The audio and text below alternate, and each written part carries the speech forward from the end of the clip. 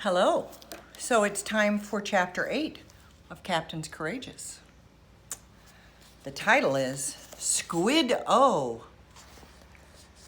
Ordering Tom and Long Jack into the dory.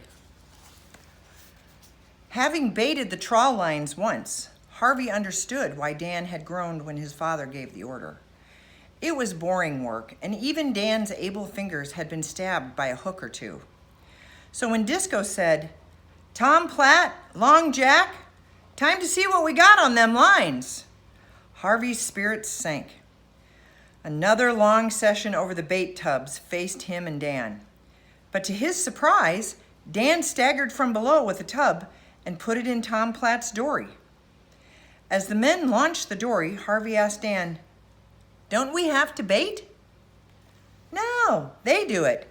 They take a cod off the hook and put a piece of bait back on," replied Dan. "It's just like taking clothes off a wash line and putting others up, using the same clothespins."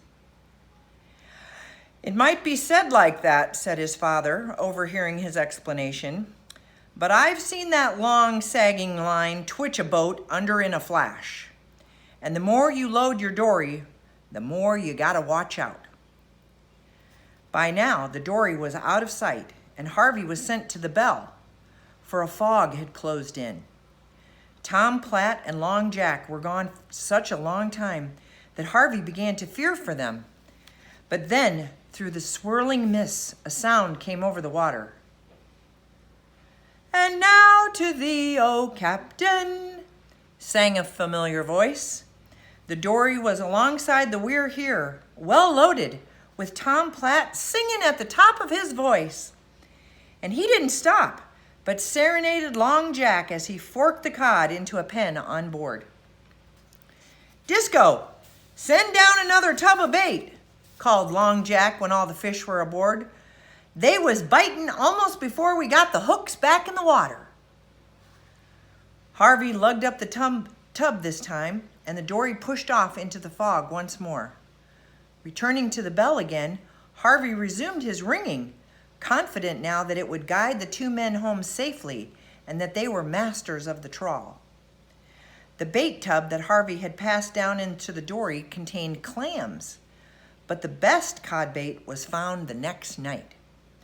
The ship was on the eastern edge of the Grand Banks in 40 fathoms of water. Uncle Salters was on watch. In the middle of the night, he gave a yell that woke everyone on board.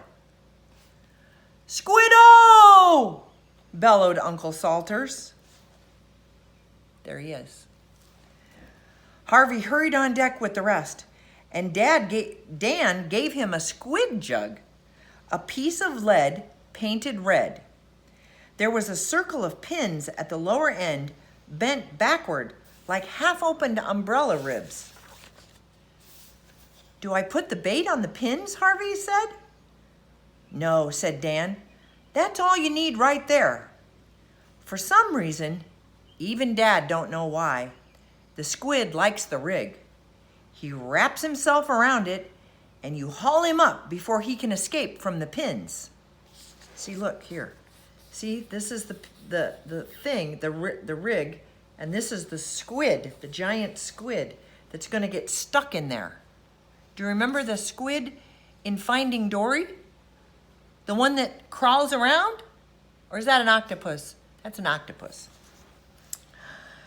Harvey dropped his jig over the side and in a moment felt an extra weight and a tug.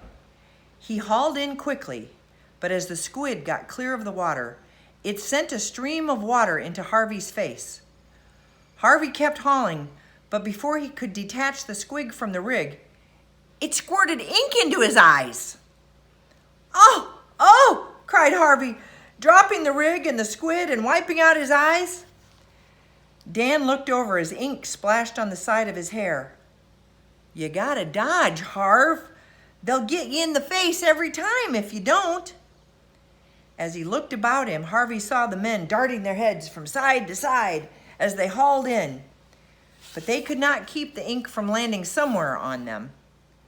Harvey was caught several more times full in the face with ink, and everyone was black with it by the time the run ended.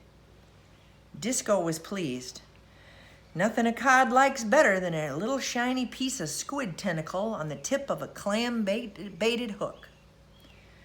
Harvey didn't say so aloud, but he thought the cod very sensible for letting others get a face full of ink while it got a tasty morsel. That's the end. Good night.